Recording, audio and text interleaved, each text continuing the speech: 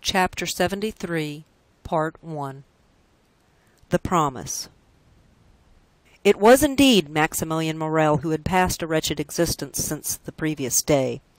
With the instinct peculiar to lovers, he had anticipated after the return of Madame de Saint-Méran and the death of the Marquis that something would occur at Monsieur de Villefort's in connection with his attachment for Valentine. His presentiments were realized, as we shall see, and his uneasy forebodings had goaded him pale and trembling to the gate under the chestnut trees. Valentine was ignorant of the cause of this sorrow and anxiety, and as it was not his accustomed hour for visiting her, she had gone to the spot simply by accident, or perhaps through sympathy. Morrel called her, and she ran to the gate. "You are here at this hour?" said she. "Yes, my poor girl," replied Morrel. "I come to bring and to hear bad tidings." "This is indeed a house of mourning," said Valentine. "Speak, Maximilian, although the cup of sorrow seems already full." "Dear Valentine," said Morrel, endeavoring to conceal his own emotion, "listen, I entreat you. What I am about to say is very serious. When are you to be married?" "I will tell you all," said Valentine. "From you I have nothing to conceal. This morning the subject was introduced, and my dear grandmother, on whom I depended as my only support, not only declared herself favorable to it, but is so anxious for it that they only await the arrival of Monsieur d'Épinay. And the following day the contract will be signed." A deep sigh escaped the young man, who gazed long and mournfully at her he loved. "Alas!" replied he, "it is dreadful thus to hear my condemnation from your own lips. The sentence is passed, and in a few hours will be executed. It must be so, and I will not endeavour to prevent it. But since you say nothing remains but for Monsieur d'Épinay to arrive that the contract may be signed, and the following day you will be his, tomorrow you will be engaged to Monsieur d'Épinay, for he came this morning to Paris." Valentine uttered a cry. "I was at the house of Monte Cristo an hour since," said Morrel. "We were speaking, he of the sorrow your family had experienced, and I of your grief, when a carriage rolled into the courtyard. Never till then had I placed any confidence in presentiments, but now I cannot help believing them, Valentine. At the sound of that carriage I shuddered. Soon I heard steps on the staircase, which terrified me as much as the footsteps of the commander did Don Juan. The door at last opened. Albert de Morcerf entered, and I began to hope my fears were vain, when after him another young man advanced, and the Count exclaimed, 'Ah, here is the Baron Franz d'Épinay!' I summoned all my strength and courage to my support. Perhaps I turned pale and trembled, but certainly I smiled, and 5 minutes after I left, without having heard one word that had passed." "Poor Maximilian," murmured Valentine. "Valentine, the time has arrived that you must answer me. And remember, my life depends on your answer. What do you intend doing?" Valentine held down her head. She was overwhelmed. "Listen," said Morrel. "It is not the first time you have contemplated our present position, which is a serious and urgent one. I do not think it is a moment to give way to useless sorrow. Leave that for those who like to suffer at their leisure and indulge their grief in secret. There are such in the world, and God will doubtless reward them in heaven for their resignation on earth, but those who mean to contend must not lose one precious moment, but must return immediately the blow which fortune strikes. Do you intend to struggle against our ill fortune? Tell me, Valentine, for it is that I came to know." Valentine trembled and looked at him with amazement. The idea of resisting her father, her grandmother, and all the family had never occurred to her. "What do you say, Maximilian?" asked Valentine. "What do you mean by a struggle? Oh, it would be sacrilege! What? I resist my father's order and my dying grandmother's wish? Impossible!" Morrel started. "You are too noble not to understand me, and yet you understand me so well that you already yield, dear Maximilian. No, no, I shall need all my strength to struggle with myself and support my grief in secret, as you say. But to grieve my father, to disturb my grandmother's last moments, never." "You are right," said Morrel calmly.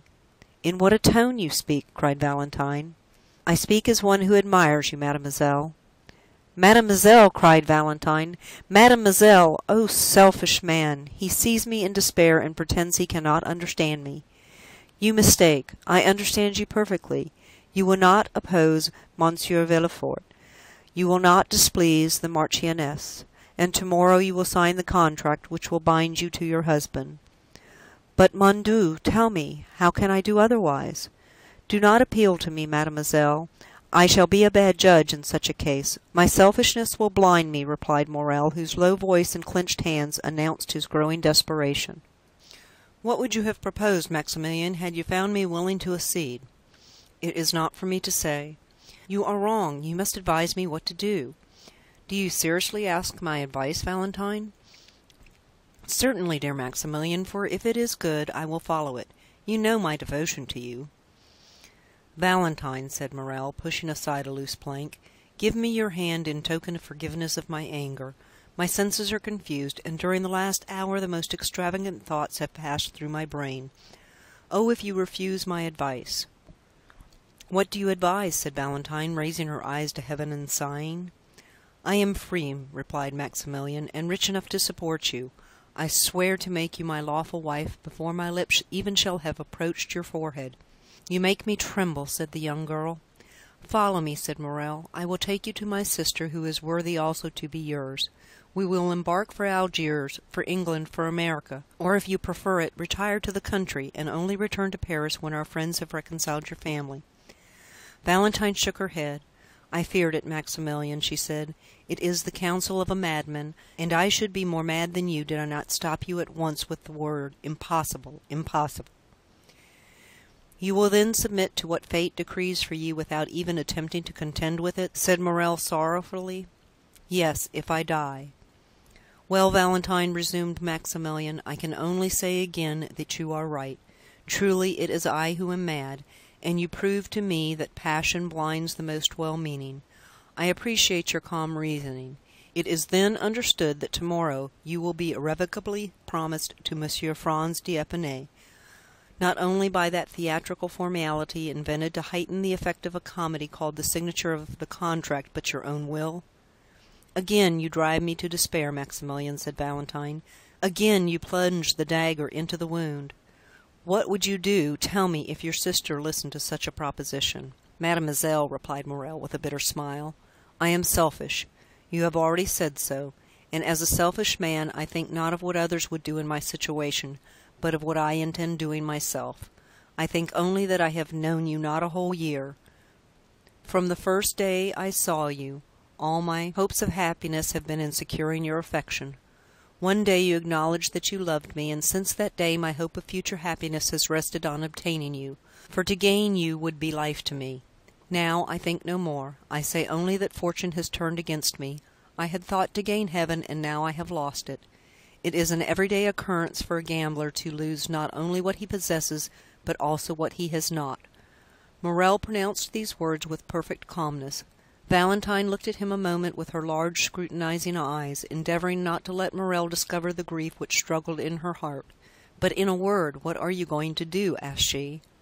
"I am going to have the honor of taking my leave of you, mademoiselle, solemnly assuring you that I wish your life may be so calm, so happy, and so fully occupied that there may be no place for me even in your memory." "Oh," murmured Valentine. "Adieu, Valentine, adieu," said Morrel, bowing. "Where are you going?" cried the young girl, extending her hand through the opening, and seizing Maximilian by his coat, for she understood from her own agitated feelings that her lover's calmness could not be real. "Where are you going?" "I am going that I may not bring fresh trouble into your family, and to set an example which every honest and devoted man, situated as I am, may follow." "Before you leave me, tell me what you are going to do, Maximilian." The young man smiled sorrowfully. "Speak, speak," said Valentine, "I entreat you." "Has your resolution changed, Valentine?" "It cannot change, unhappy man, you know it must not," cried the young girl. "Then adieu, Valentine." Valentine shook the gate with a strength of which she could not have been supposed to be possessed as Morrel was going away, and passing both her hands through the opening, she clasped and wrung them. "I must know what you mean to do," said she. "Where are you going?" "Oh, fear not," said Maximilian, stopping at a short distance. "I do not intend to render another man responsible for the rigorous fate reserved for me. Another might threaten to seek Monsieur Franz, to provoke him into fight with him. All that would be folly. What has Monsieur Franz to do with it? He saw me this morning for the first time, and has already forgotten he has seen me. He did not even know I existed when it was arranged by your two families that you should be united. I have no enmity against Monsieur Franz, and promise you the punishment shall not fall on him." "On whom, then? On me?" "On you? Valentine! Oh, heaven forbid! Woman is sacred. The woman one loves is holy." "On yourself, then, unhappy man? On yourself?" "I am the only guilty person, am I not?" said Maximilian. "Maximilian," said Valentine, "Maximilian, come back, I entreat you." He drew near with his sweet smile, and but for his paleness one might have thought him in his usual happy mood. "Listen, my dear, my adored Valentine," said he in his melodious and grave voice. "Those who, like us, have never had a thought for which we need blush before the world, such may read each other's hearts. I never was romantic, and am no melancholy hero. I imitate neither Manfred nor Anthony, but without words, protestations, or vows, my life has entwined itself with yours. You leave me, and you are right in doing so. I repeat it, you are right. But in losing you, I lose my life. The moment you leave me, Valentine, I am alone in the world. My sister is happily married, her husband is only my brother-in-law, that is, a man whom the ties of social life alone attach to me. No one then longer needs my useless life. This is what I shall do. I will wait until the very moment you are married, for I will not lose the shadow of one of those unexpected chances which are sometimes reserved for us, since Monsieur Franz may, after all, die before that time. A thunderbolt may fall even on the altar as you approach it. Nothing appears impossible to one condemned to die, and miracles appear quite reasonable when his escape from death is concerned.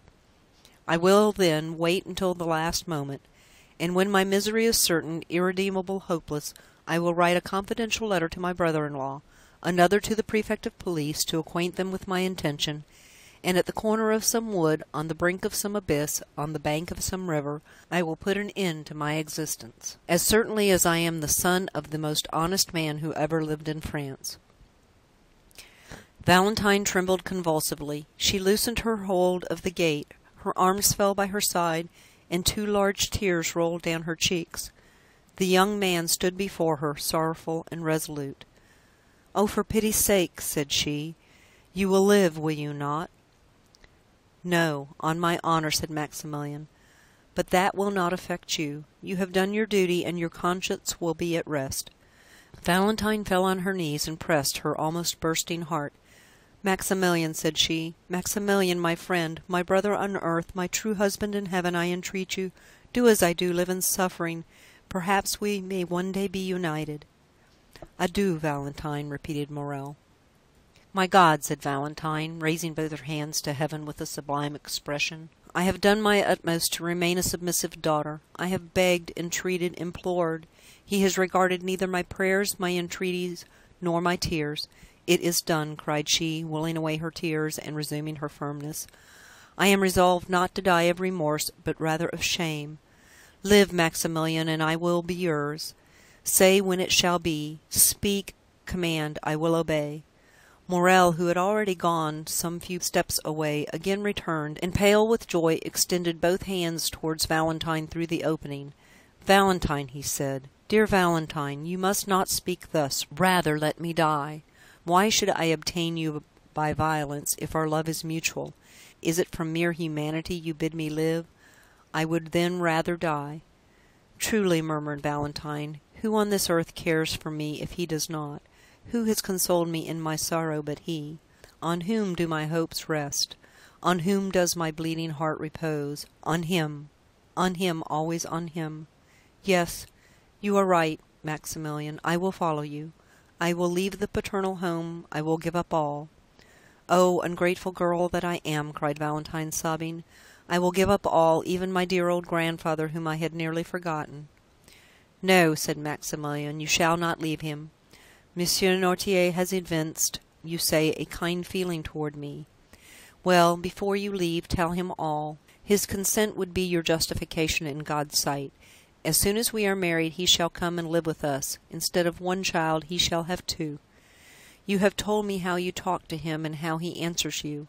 I shall very soon learn that language by signs, Valentine, and promise you solemnly that instead of despair it is happiness that awaits us. Oh, see, Maximilian, see the power you have over me. You almost make me believe you, and yet what you tell me is madness, for my father will curse me. He is inflexible, he will never pardon me. Now listen to me, Maximilian. If by artifice, by entreaty, by accident, in short, if by any means I can delay this marriage, will you wait? Yes, I promise you, as faithfully as you have promised me that this horrible marriage shall not take place, and that if you are dragged before a magistrate or a priest, you will refuse. I promise you by all that is most sacred to me in the world, namely by my mother." "We will wait, then," said Morrel. "Yes, we will wait," replied Valentine, who revived at these words. "There are so many things which may save unhappy beings such as we." "I rely on you, Valentine," said Morrel.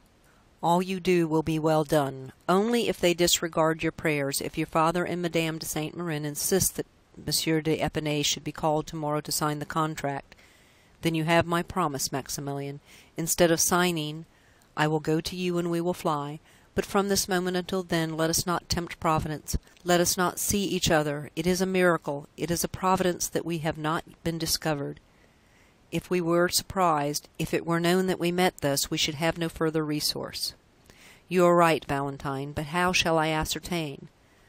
"From the notary, Monsieur Deschamps. I know him, and for myself I will write to you, depend on me. I dread this marriage, Maximilian, as much as you." "Thank you, my adored Valentine, thank you, that is enough. When once I know the hour, I will hasten to this spot. You can easily get over this fence with my assistance. A carriage will await us at the gate, in which you will accompany me to my sister's. There living, retired, or mingling in society, as you wish, we shall be enabled to use our power to resist oppression, and not suffer ourselves to be put to death like sheep, which only defend themselves by sighs." "Yes," said Valentine, "I will now acknowledge you are right, Maximilian, and now are you satisfied with your betrothal?" said the young girl sorrowfully. "My adored Valentine, words cannot express one half of my satisfaction." Valentine had approached, or rather had placed her lips so near the fence that they nearly touched those of Morrel, which were pressed against the other side of the cold and inexorable barrier. "Adieu, then, till we meet again," said Valentine, tearing herself away. "I shall hear from you?" "Yes." "Thanks, thanks, dear love, adieu." The sound of a kiss was heard, and Valentine fled through the avenue. Morrel listened to catch the last sound of her dress brushing the branches and of her footsteps on the gravel, then raised his eyes with an ineffable smile of thankfulness to heaven for being permitted to be thus loved, and then also disappeared. The young man returned home, and waited all the evening and all the next day without getting any message. It was only on the following day, at about 10 o'clock in the morning, as he was starting to call on Monsieur Deschamps, the notary, that he received from the postman a small billet, which he knew to be from Valentine, although he had not before seen her writing. It was to this effect: "Tears, entreaties, prayers have availed me nothing. Yesterday for 2 hours I was at the church of Saint Philippe de Roule, and for 2 hours I prayed most fervently. Heaven is as inflexible as man, and the signature of the contract is fixed for this evening at 9 o'clock. I have but one promise and but one heart to give. That promise is pledged to you, that heart is also yours. This evening, then, at 8:45 at the gate. Your betrothed, Valentine de Villefort. P.S. My poor grandmother gets worse and worse. Yesterday her fever amounted to delirium. Today her delirium is almost madness. You will be very kind to me, will you not, Morrel, to make me forget my sorrow in leaving her thus? I think it is kept a secret from Grandpapa Noirtier that this contract is to be signed this evening." Morrel went also to the notary, who confirmed the news that the contract was to be signed that evening. Then he went to call on Monte Cristo, and heard still more. Franz had been to announce the ceremony, and Madame de Villefort had also written to beg the Count to excuse her not inviting him. The death of Monsieur de Saint-Méran and the dangerous illness of his widow would cast a gloom over the meeting which she would regret should be shared by the Count, whom she wished every happiness. The day before, Franz had been presented to Madame de Saint-Méran, who had left her bed to receive him, but had been obliged to return to it immediately after. It is easy to suppose that Morrel's agitation would not escape the Count's penetrating eye. Monte Cristo was more affectionate than ever. Indeed, his manner was so kind that several times Morrel was on the point of telling him all, but he recalled the promise he had made to Valentine, and kept his secret. The young man read Valentine's letter 20 times in the course of the day. It was her first, and on what an occasion! Each time he read it he renewed his vow to make her happy. How great is the power of a woman who has made so courageous a resolution! What devotion does she deserve from him for whom she has sacrificed everything! How ought she really to be supremely loved! She becomes at once a queen and a wife, and it is impossible to thank and love her sufficiently. Morrel longed intensely for the moment when he should hear Valentine say, "Here I am, Maximilian. Come and help me." He had arranged everything for her escape. 2 ladders were hidden in the clover field. A cabriolet was ordered for Maximilian alone, without a servant, without lights. At the turning of the first street they would light the lamps, as it would be foolish to attract the notice of the police by too many precautions. Occasionally he shuddered. He thought of the moment when, from the top of that wall, he should protect the descent of his dear Valentine, pressing in his arms for the first time her of whom he had yet only kissed the delicate hand.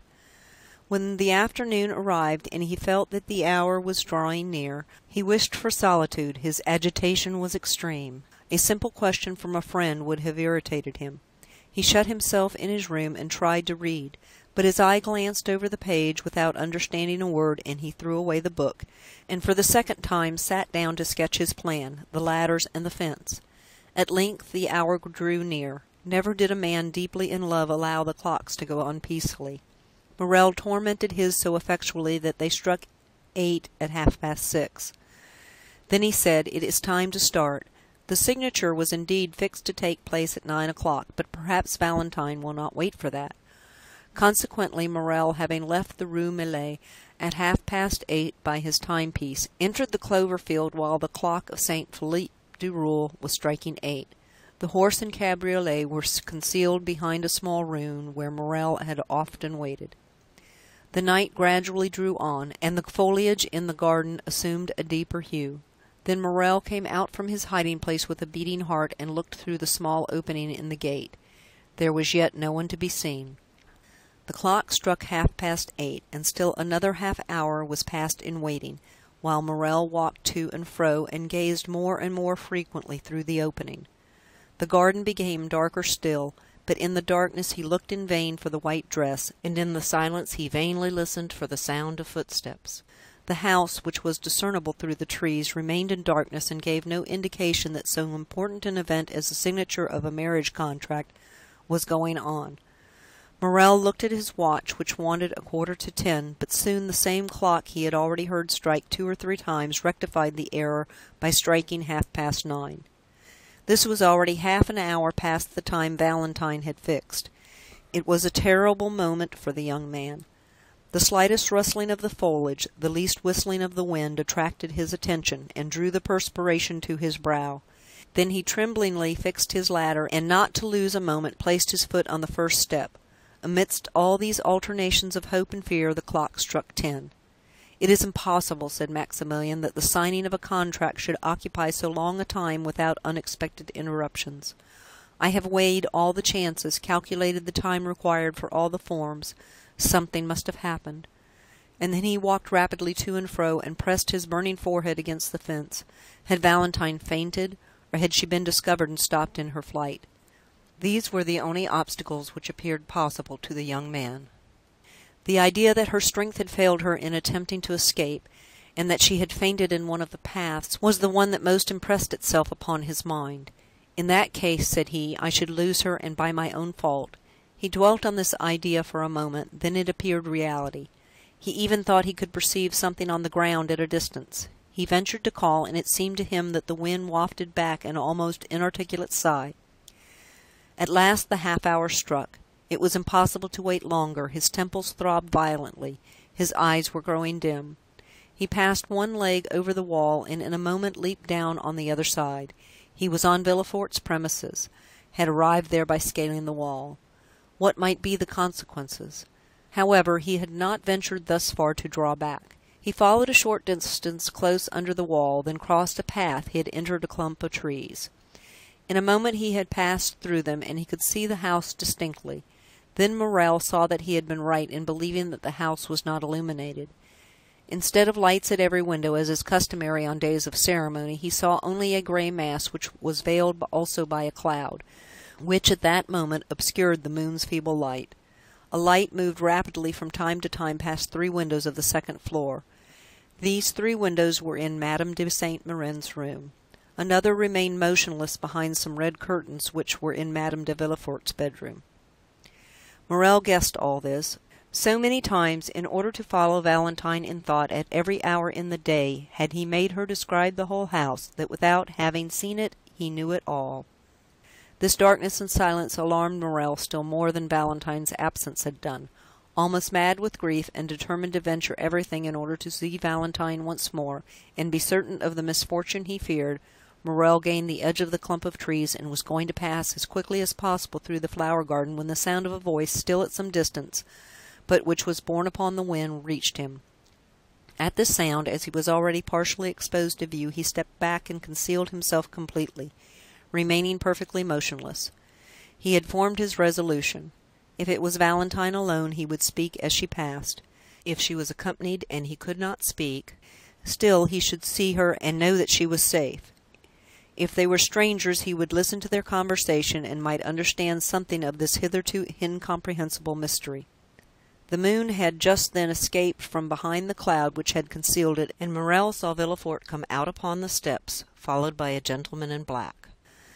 They descended and advanced towards the clump of trees, and Morel soon recognized the other gentleman as Dr. d'Avenray. The young man, seeing them approach, drew back mechanically, until he found himself stopped by a sycamore tree in the centre of the clump. There he was compelled to remain. Soon the 2 gentlemen stopped also.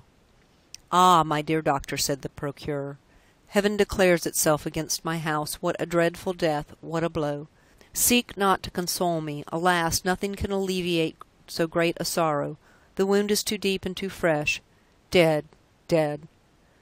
The cold sweat sprang to the young man's brow, and his teeth chattered. Who could be dead in that house which Villefort himself had called accursed? "My dear Monsieur de Villefort," replied the doctor, with a tone which redoubled the terror of the young man, "I have not led you here to console you. On the contrary." "What can you mean?" asked the procureur, alarmed. "I mean that behind the misfortune which has just happened to you there is another perhaps still greater." "Can it be possible?" murmured Villefort, clasping his hands. "What are you going to tell me?" "Are we quite alone, my friend?" "Yes, quite. But why all these precautions?" "Because I have a terrible secret to communicate to you," said the doctor. "Let us sit down." End of chapter 73, part 1.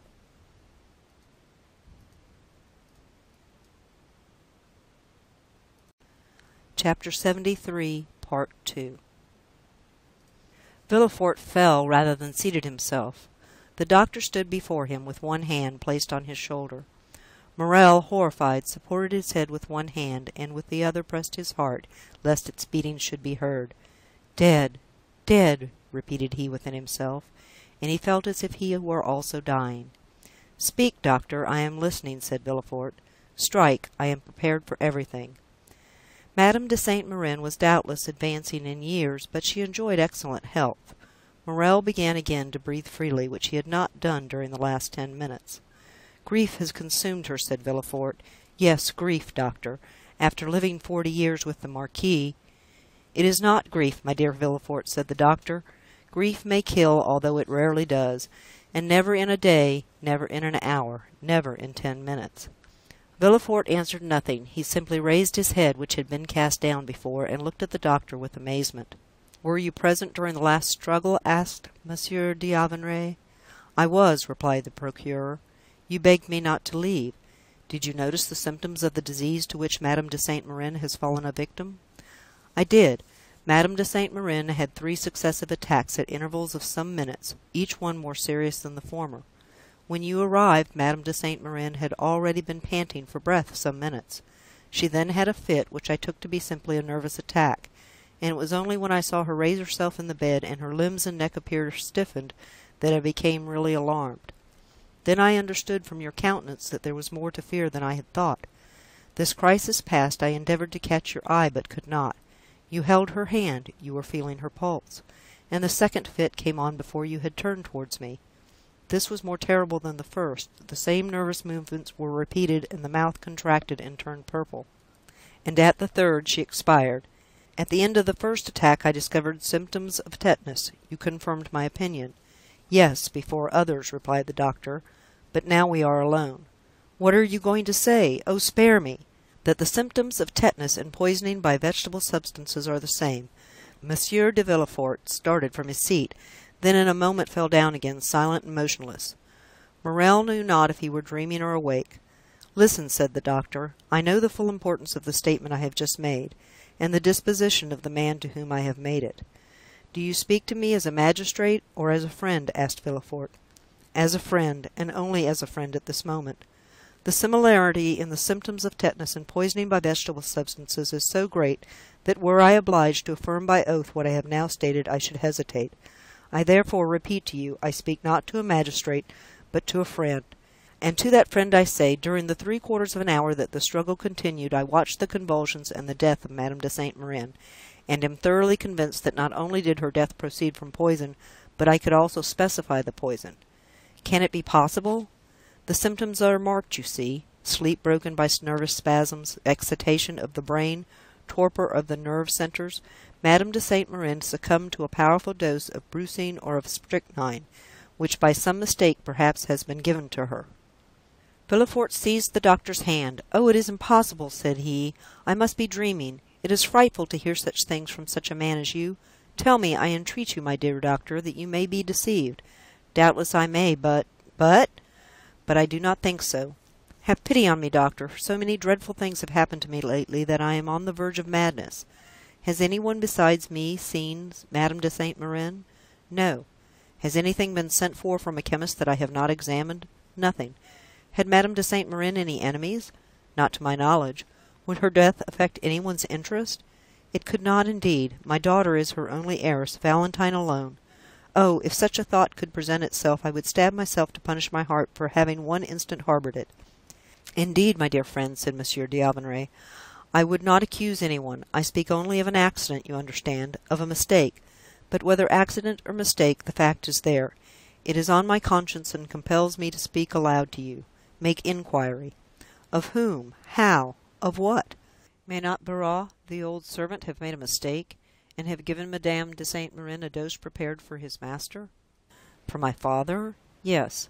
But how could a dose prepared for Monsieur Noirtier poison Madame de Saint-Méran?" "Nothing is more simple. You know poisons become remedies in certain diseases, of which paralysis is one. For instance, having tried every other remedy to restore movement and speech to Monsieur Noirtier, I resolved to try one last means, and for 3 months I have been giving him brucine, so that in the last dose I ordered for him there were 6 grains.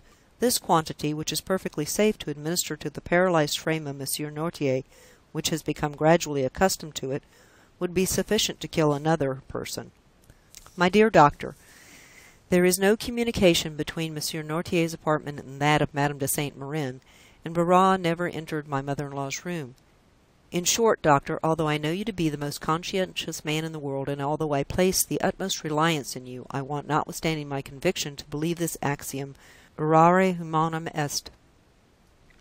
Is there one of my brethren in whom you have equal confidence with myself? Why do you ask me that? What do you wish?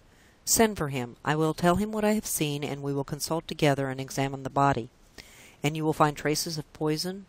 No, I did not say of poison, but we can prove what was the state of the body. We shall discover the cause of her sudden death, and we shall say, 'Dear Villefort, if this thing has been caused by negligence, watch over your servants. If from hatred, watch your enemies.' What do you propose to me, d'Aubigne?" said Villefort in despair. "So soon as another is admitted into our secret, an inquest will become necessary, and an inquest in my house impossible. Still," continued the procureur, looking at the doctor with uneasiness, "if you wish it, if you demand it, why then it shall be done. But, doctor, you see me already so grieved. How can I introduce into my house so much scandal after so much sorrow? My wife and my daughter would die of it. And I, doctor, you know a man does not arrive at the post I occupy. One has not been king's attorney for 25 years without having amassed a tolerable number of enemies. Mine are numerous. Let this affair be talked of, it will be a triumph for them which will make them rejoice and cover me with shame. Pardon me, doctor, these worldly ideas. Were you a priest, I should not dare tell you that, but you are a man, and you know mankind. Doctor, pray recall your words. You have said nothing, have you?" "My dear Monsieur de Villefort," replied the doctor, "my first duty is to humanity. I would have saved Madame de Saint-Méran if science could have done it, but she is dead, and my duty regards the living. Let us bury this terrible secret in the deepest recesses of our hearts. I am willing, if any one should suspect this, that my silence on the subject should be imputed to my ignorance. Meanwhile, sir, watch always, watch carefully, for perhaps the evil may not stop here, and when you have found the culprit, if you find him, I will say to you, 'You are a magistrate, do as you will.'" "I thank you, doctor," said Villefort, with indescribable joy. "I never had a better friend than you." And, as if he feared Doctor d'Avenray would recall his promise, he hurried him toward the house. When they were gone, Morrel ventured out from under the trees, and the moon shone upon his face, which was so pale it might have been taken for that of a ghost. "I am manifestly protected in a most wonderful but most terrible manner," said he. "But Valentine, poor girl, how will she bear so much sorrow?" As he thought thus, he looked alternately to the window with red curtains and the three windows with white curtains. The light had almost disappeared behind the former. Doubtless Madame de Villefort had just put out her lamp, and the night lamp alone reflected its dull light on the window. At the extremity of the building, on the contrary, he saw one of the three windows open. A wax light placed on the mantelpiece threw some of its pale rays without, and a shadow was seen for one moment on the balcony. Morrel shuddered; he thought he heard a sob. It cannot be wondered at that his mind, generally so courageous, but now disturbed by the two strongest human passions, love and fear, was weakened even to the indulgence of superstitious thoughts. Although it was impossible that Valentine should see him, hidden as he was, he thought he heard the shadow at the window call him. His disturbed mind told him so.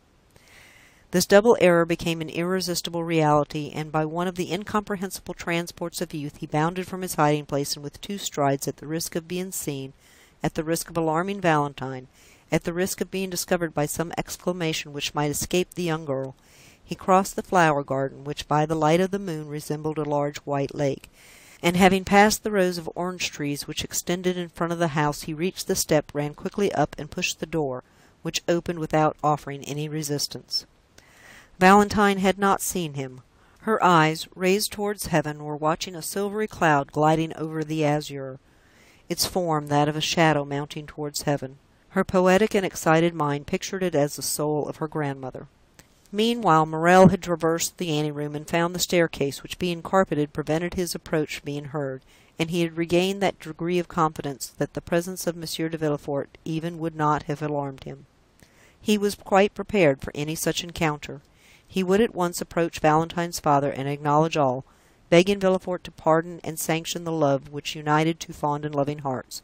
Morrel was mad. Happily he did not meet anyone. Now especially did he find the description Valentine had given him of the interior of the house useful to him. He arrived safely at the top of the staircase, and while he was feeling his way, a sob indicated the direction he was to take. He turned back. A door partly open enabled him to see his road and to hear the voice of one in sorrow. He pushed the door open and entered. At the other end of the room, under a white sheet which covered it, lay the corpse, still more alarming to Morrel since the Count he had so unexpectedly overheard.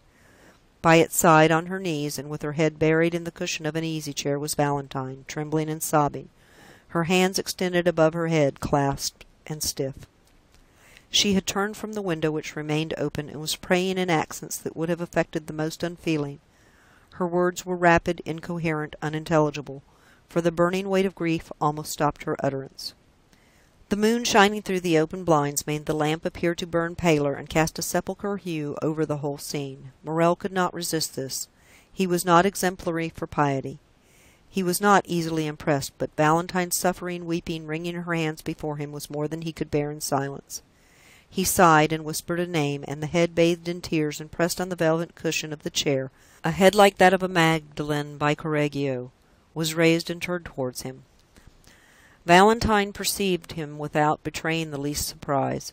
A heart overwhelmed with one great grief is insensible to minor emotions. Morrel held out his hand to her. Valentine, as her only apology for not having met him, pointed to the corpse under the sheet, and began to sob again. Neither dared for some time to speak in that room. They hesitated to break the silence which death seemed to impose.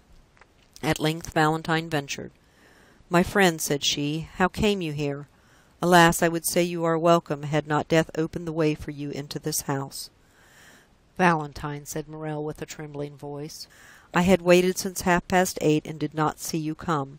I became uneasy, leaped the wall, found my way through the garden, when voices conversing about the fatal event—" "What voices?" asked Valentine. Morrel shuddered as he thought of the conversation of the doctor and Monsieur de Villefort, and he thought he could see through the sheet the extended hands, the stiff neck, and the purple lips. "Your servants," said he, "who were repeating the whole sorrowful story. From them I learned it all." "But it was risking the failure of our plan to come up here, love." "Forgive me," replied Morrel, "I will go away." "No," said Valentine, "you might meet someone. Stay." "But if anyone should come here—" The young girl shook her head. "No one will come," said she. "Do not fear, there is our safeguard," pointing to the bed. "But what has become of Monsieur d'Épinay?" replied Morrel. "Monsieur Franz arrived to sign the contract just as my dear grandmother was dying." "Alas!" said Morrel, with a feeling of selfish joy, for he thought this death would cause the wedding to be postponed indefinitely. "But what redoubles my sorrow," continued the young girl, as if this feeling was to receive its immediate punishment, "is that the poor old lady, on her deathbed, requested that the marriage might take place as soon as possible. She also, thinking to protect me, was acting against me." "Hark!" said Morrel. They both listened. Steps were distinctly heard in the corridor and on the stairs. "It is my father, who has just left his study." "To accompany the doctor to the door," added Morrel. "How do you know it is the doctor?" asked Valentine, astonished. "I imagine it must be," said Morrel. Valentine looked at the young man. They heard the street door close, then Monsieur de Villefort locked the garden door and returned upstairs. He stopped a moment in the anteroom, as if hesitating whether to turn to his own apartment or into Madame de Saint Méran's. Morrel concealed himself behind a door. Valentine remained motionless, grief seeming to deprive her of all fear. Monsieur de Villefort passed on to his own room. "Now," said Valentine, "you can neither go out by the front door nor by the garden." Morrel looked at her with astonishment. "There is but one way left you that is safe," said she. "It is through my grandfather's room." She rose. "Come," she added. "Where?" asked Maximilian. "To my grandfather's room." "I, in Monsieur Noirtier's apartment?" "Yes." "Can you mean it, Valentine?" "I have long wished it. He is my only remaining friend, and we both need his help. Come." "Be careful, Valentine," said Morrel, hesitating to comply with the young girl's wishes. "I now see my error. I acted like a madman in coming in here. Are you sure you are more reasonable?" "Yes," said Valentine, "and I have but one scruple, that of leaving my dear grandmother's remains, which I had undertaken to watch." "Valentine," said Morrel, "death is in itself sacred." "Yes," said Valentine, "besides, it will not be for long." She then crossed the corridor and led the way down a narrow staircase to Monsieur Noirtier's room. Morrel followed her on tiptoe. At the door they found the old servant. "Barrois," said Valentine, "shut the door, and let no one come in." She passed first. Noirtier, seated in his chair and listening to every sound, was watching the door. He saw Valentine, and his eye brightened. There was something grave and solemn in the approach of the young girl which struck the old man, and immediately his bright eye began to interrogate. "Dear grandfather," she said hurriedly, "you know poor grandmamma died an hour since, and now I have no friend in the world but you." His expressive eyes evinced the greatest tenderness. "To you alone, then, may I confide my sorrows and my hopes?" The paralytic motioned yes. Valentine took Maximilian's hand.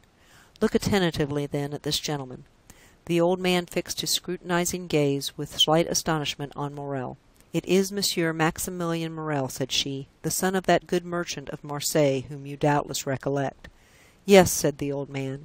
"He brings an irreproachable name, which Maximilian is likely to render glorious, since at 30 years of age he is a captain, an officer of the Legion of Honor." The old man signified that he recollected him. "Well, grandpapa," said Valentine, kneeling before him and pointing to Maximilian, "I love him, and will be only his. Were I compelled to marry another, I would destroy myself." The eyes of the paralytic expressed a multitude of tumultuous thoughts. "You like Monsieur Maximilian Morrel, do you not, grandpapa?" asked Valentine. "Yes." "And will you protect us, who are your children, against the will of my father?" Noirtier cast an intelligent glance at Morrel, as if to say, "Perhaps I may." Maximilian understood him. "Mademoiselle," said he, "you have a sacred duty to fulfill in your deceased grandmother's room. Will you allow me the honor of a few minutes' conversation with Monsieur Noirtier?" "That is it," said the old man's eye. Then he looked anxiously at Valentine. "Do you fear he will not understand?" "Yes." "Oh, we have spoken so often of you that he knows exactly how I talk to you." Then turning to Maximilian with an adorable smile, although shaded by sorrow, "He knows everything I know," said she. Valentine arose, placed a chair for Morel, requested Barrois not to admit anyone, and having tenderly embraced her grandfather and sorrowfully taken leave of Morel, she went away. To prove to Noirtier that he was in Valentine's confidence and knew all their secrets, Morel took the dictionary, a pen, and some paper, and placed them all on a table where there was a light. "But first," said Morel, "allow me, sir, to tell you who I am, how much I love Mademoiselle Valentine, and what are my designs respecting her." Noirtier made a sign that he would listen. It was an imposing sight to witness this old man, apparently a mere useless burden, becoming the sole protector, support, and adviser of the lovers who were both young, beautiful, and strong. His remarkably noble and austere expression struck Morel, who began his story with trembling. He related the manner in which he had become acquainted with Valentine, and how he had loved her, and that Valentine, in her solitude and her misfortune, had accepted the offer of his devotion. He told him his birth, his position, his fortune, and more than once, when he consulted the look of the paralytic, that look answered, "That is good, proceed." "And now," said Morel, when he had finished the first part of his recital, "now I have told you of my love and my hopes, may I inform you of my intentions?" "Yes," signified the old man. "This was our resolution. A cabriolet was in waiting at the gate, in which I intended to carry off Valentine to my sister's house, to marry her, and to wait respectfully Monsieur de Villefort's pardon." "No," said Noirtier. "We must not do so?" "No." "You do not sanction our project?" "No." "There is another way," said Morel. The old man's interrogative eye said, "What?" "I will go," continued Maximilian. "I will seek Monsieur Franz d'Épinay. I am happy to be able to mention this in Mademoiselle de Villefort's absence, and will conduct myself toward him so as to compel him to challenge me." Noirtier's look continued to interrogate. "You wish to know what I will do?" "Yes." "I will find him as I told you. I will tell him the ties which bind me to Mademoiselle Valentine. If he be a sensible man, he will prove it by renouncing of his own accord the hand of his betrothed, and will secure my friendship and love until death.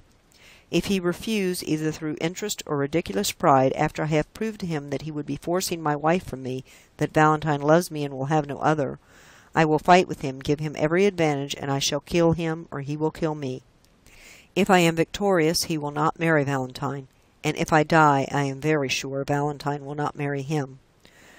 Noirtier watched with indescribable pleasure this noble and sincere countenance, on which every sentiment his tongue uttered was depicted, adding by the expression of his fine features all that coloring adds to a sound and faithful drawing. Still, when Morel had finished, he shut his eyes several times, which was his manner of saying no. "No," said Morel, "you disapprove of the second project as you did the first?" "I do," signified the old man. "But what, then, must be done?" asked Morel.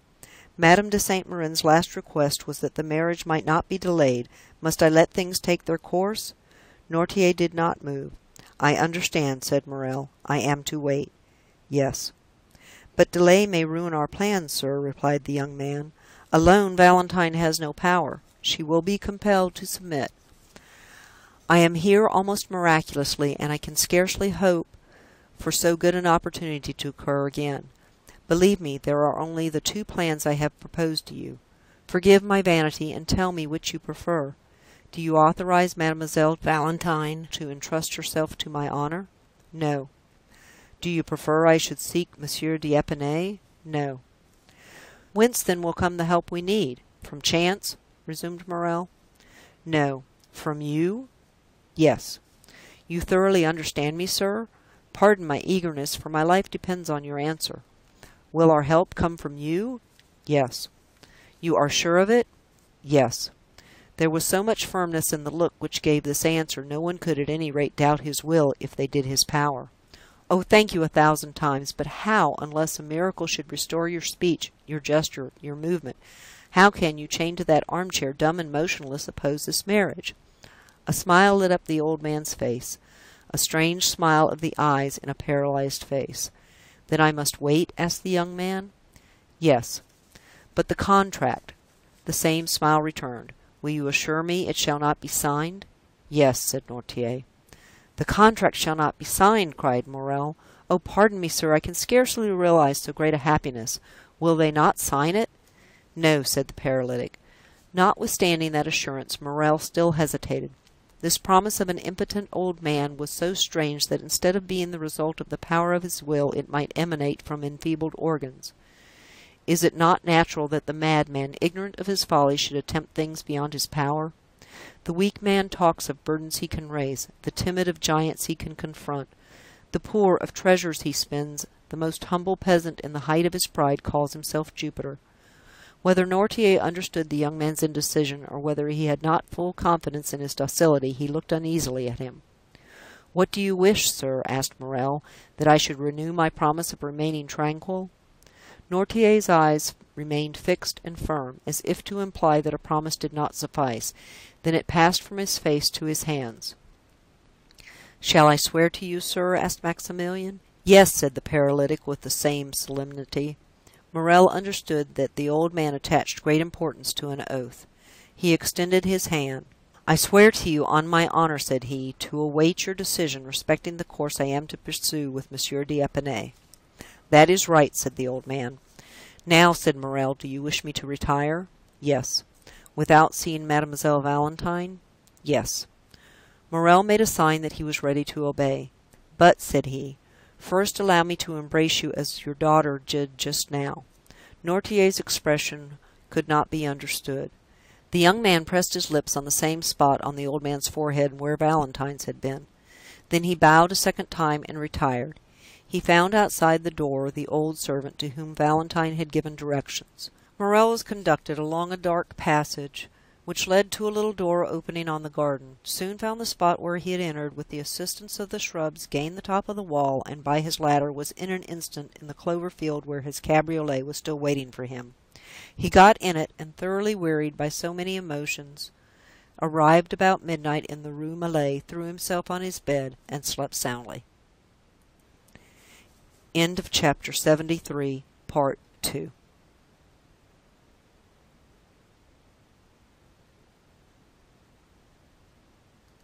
Chapter 74. The Villefort Family Vault. Chapter 74. The Villefort Family Vault. 2 days after, a considerable crowd was assembled towards 10 o'clock in the morning around the door of Monsieur de Villefort's house, and a long file of mourning coaches and private carriages extended along the Faubourg Saint-Honoré and the Rue de la Pépinière. Among them was one of a very singular form, which appeared to have come from a distance. It was a kind of covered wagon, painted black, and was one of the first to arrive. Inquiry was made, and it was ascertained that by a strange coincidence this carriage contained the corpse of the Marquis de Saint-Méran, and that those who had come thinking to attend one funeral would follow two. Their number was great.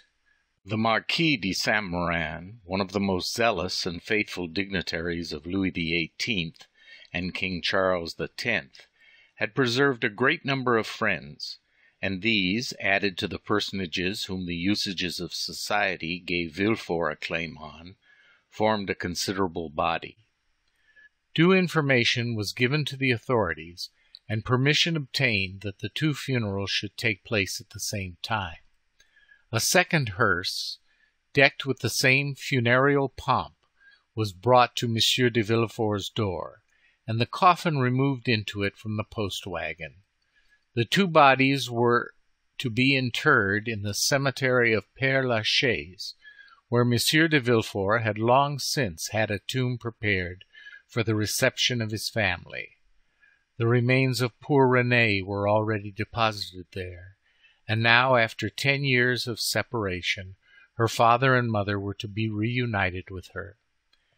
The Parisians, always curious, always affected by funereal display, looked on with religious silence, while the splendid procession accompanied to their last abode two of the number of the old aristocracy, the greatest protectors of commerce and sincere devotees to their principles.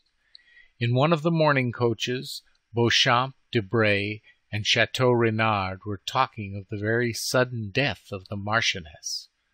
"I saw Madame de Saint-Méran only last year in Marseilles, when I was coming back from Algiers," said Chateau Renard. "She looked like a woman destined to live to be 100 years old, from her apparent sound health and great activity of mind and body. How old was she?"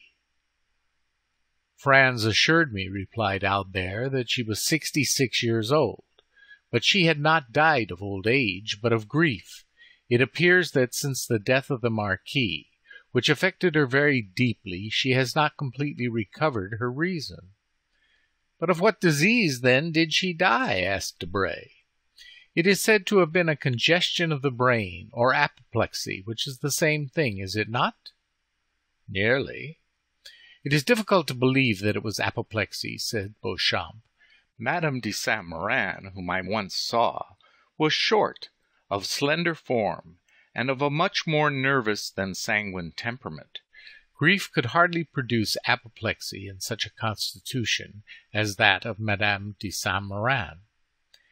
"At any rate," said Albert, "whatever disease or doctor may have killed her, Monsieur de Villefort, or rather Mademoiselle Valentin, or still rather our friend Franz, inherits a magnificent fortune, amounting, I believe, to 80,000 livres per annum. And this fortune will be doubled at the death of the old Jacobin Noirtier." "That is a tenacious old grandfather," said Beauchamp. "Tenacem propositi virum. I think he must have made an agreement with death to outlive all his heirs, and he appears likely to succeed. He resembles the old conventionalist of '93, who said to Napoleon in 1814, "You bend because your empire is a young stem, weakened by rapid growth. Take the Republic for a tutor. Let us return with renewed strength to the battlefield, and I promise you 500,000 soldiers, another Marengo, and a second Austerlitz. Ideas do not become extinct, sire. They slumber sometimes, but only revive the stronger before they sleep entirely. Ideas and men appeared the same to him. One thing only puzzles me, namely how Franz d'Épinay will like a grandfather who cannot be separated from his wife. But where is Franz?" "In the first carriage with Monsieur de Villefort, who considers him already one of the family." Such was the conversation in almost all the carriages. These two sudden deaths so quickly following each other astonished everyone, but no one suspected the terrible secret which Monsieur d'Avenir had communicated in his nocturnal walk to Monsieur de Villefort. They arrived in about an hour at the cemetery. The weather was mild but dull, and in harmony with the funeral ceremony. Among the groups which flocked towards the family vault, Chateau Renaud recognized Morel, who had come alone in a cabriolet and walked silently along the path bordered with yew trees. "You here?" said Chateau Renaud, passing his arms through the young captain's. "Are you a friend of Villefort's? How is it that I have never met you at his house?" "I am no acquaintance of Monsieur de Villefort's," answered Morel, "but I was of Madame de Saint-Méran." Albert came up to them at this moment with Franz. "The time and place are but ill-suited for an introduction," said Albert, "but we are not superstitious. Monsieur Morel, allow me to present to you Monsieur Franz d'Épinay, a delightful traveling companion, with whom I made the tour of Italy. My dear Franz, Monsieur Maximilien Morel, an excellent friend I have acquired in your absence, and whose name you will hear me mention every time I make any allusion to affection, wit, or amiability." Morel hesitated for a moment. He feared it would be hypocritical to accost in a friendly manner the man whom he was tacitly opposing, but his oath and the gravity of the circumstances recurred to his memory. He struggled to conceal his emotion, and bowed to Franz. "Mademoiselle de Villefort is in deep sorrow, is she not?" said Debray to Franz. "Extremely," replied he. "She looked so pale this morning I scarcely knew her." These apparently simple words pierced Morrel to the heart. This man had seen Valentine, and spoken to her.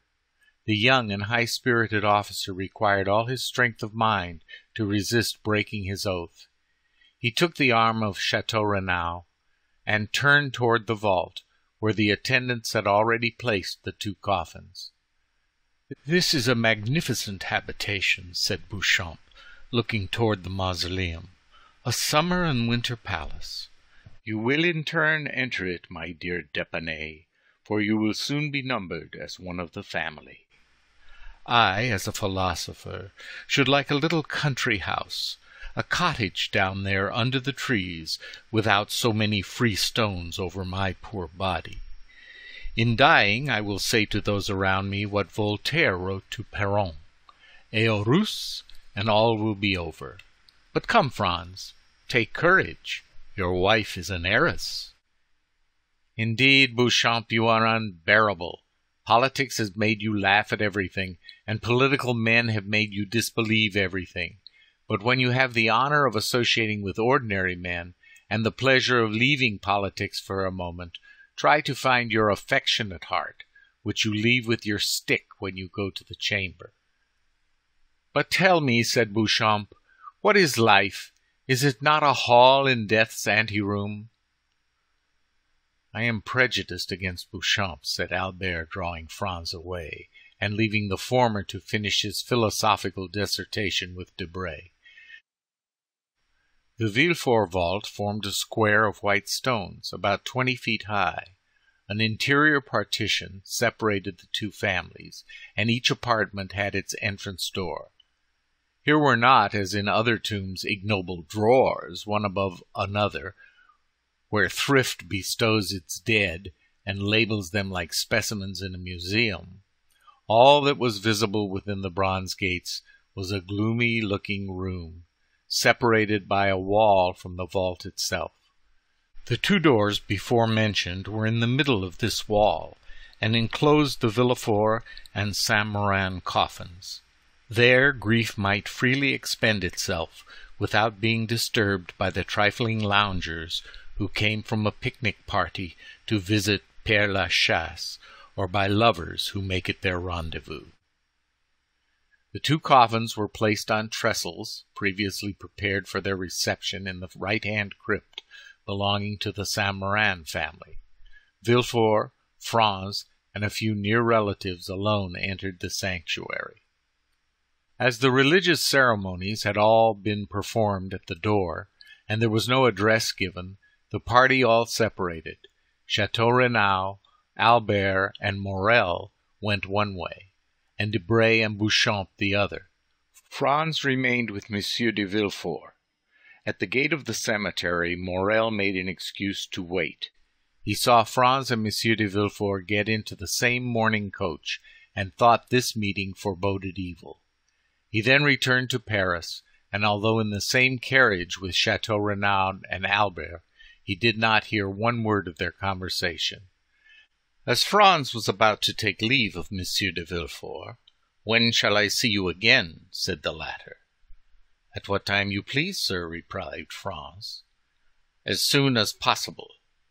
"I am at your command, sir. Shall we return together?" "If not unpleasant to you." "On the contrary, I shall feel much pleasure." Thus the future father and son-in-law stepped into the same carriage, and Morrel, seeing them pass, became uneasy. Villefort and Franz returned to the Faubourg Saint-Honoré. The procureur, without going to see either his wife or daughter, went at once to the study, and offering the young man a chair, "Monsieur d'Épinay," said he, "allow me to remind you at this moment, which is perhaps not so ill chosen as at first sight may appear, for obedience to the wishes of the departed is the first offering which should be made at their tomb. Allow me then to remind you of the wish expressed by Madame de Saint-Méran on her deathbed, that Valentin's wedding might not be deferred. You know the affairs of the deceased are in perfect order, and her will bequeaths to Valentin the entire property of the Saint-Méran family. The notary showed me the documents yesterday, which will enable us to draw up the contract immediately. You may call on the notary, Monsieur Deschamps, Place Vauvau, Faubourg Saint-Honoré, and you have my authority to inspect those deeds. Sir, replied Monsieur d'Épinay, it is not perhaps the moment for Mademoiselle Valentin, who is in deep distress, to think of a husband. Indeed, I fear Valentin will have no greater pleasure than that of fulfilling her grandmother's last injunctions. There will be no obstacle from that quarter, I assure you. In that case, replied Franz, as I shall raise none, you may make arrangements when you please. I have pledged my word, and shall feel pleasure and happiness in adhering to it. Then, said Villefort, nothing further is required. The contract was to have been signed 3 days since. We shall find it already, and can sign it today. But the morning, said Franz, hesitating. Don't be uneasy on that score, replied Villefort. No ceremony will be neglected in my house. Mademoiselle de Villefort may retire during the prescribed 3 months to her estate of Saint-Méran. I say hers, for she inherits it today. Then after a few days, if you like, the civil marriage may be celebrated without pomp or ceremony. Madame de Saint-Méran wished her granddaughter should be married there. When that is over, you, sir, can return to Paris, while your wife passes the time of her mourning with her mother-in-law. As you please, sir, said Franz. Then, replied Monsieur de Villefort, have the kindness to wait half an hour. Valentin shall come down in the drawing-room. I will send for Monsieur Deschamps. We will read and sign the contract before we separate, and this evening Madame de Villefort shall accompany Valentin to her estate, where we will rejoin them in a week. Sir, said Franz, I have one request to make. What is it? I wish Albert de Morcerf and Raoul de Chateau-Renard to be present at this signature. You know they are my witnesses. Half an hour will suffice to apprise them. Will you go for them yourself, or shall you send? I prefer going, sir. I shall expect you then in half an hour, Baron, and Valentin will be ready. Franz bowed and left the room. Scarcely had the door closed when Monsieur de Villefort sent to tell Valentin to be ready in the drawing-room in half an hour, as he expected the notary and Monsieur d'Épinay and his witnesses. The news caused a great sensation throughout the house. Madame de Villefort would not believe it, and Valentin was thunderstruck. She looked around for help, and would have gone down to her grandfather's room, but on the stairs she met Monsieur de Villefort, who took her arm and led her into the drawing-room. In the ante-room Valentin met Barrois, and looked despairingly at the old servant. A moment later Madame de Villefort entered the drawing-room with her little Edouard. It was evident she had shared the grief of the family, for she was pale and looked fatigued. She sat down, took Edouard on her knees, and from time to time pressed this child, on whom her affections appeared centered, almost convulsively to her bosom. 2 carriages were soon heard to enter the courtyard. One was the notary's, the other that of Franz and his friends.